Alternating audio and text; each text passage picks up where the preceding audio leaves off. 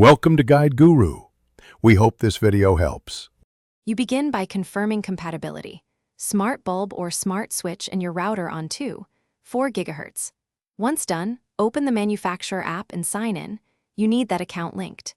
Make sure the light's power is on and perform a single power cycle to put the device into pairing mode. Then tap Add Device in the app and allow location and local network permissions so the app can discover the light. This starts the timer configuration process immediately. You now configure the timer itself. Select the discovered device and open automation or schedule, depending on the app.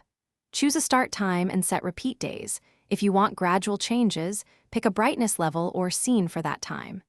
Make sure to set AM/PM correctly, and if available, enable location-based sunrise or sunset offsets so the timer adapts. Once configured, preview the rule. Then save and enable it.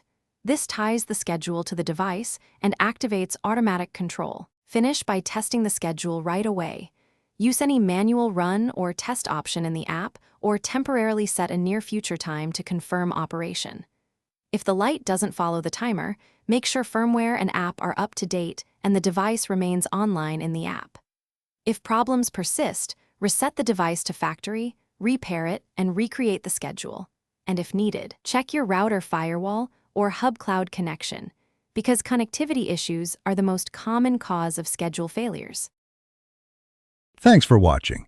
Consider subscribing if we helped you today.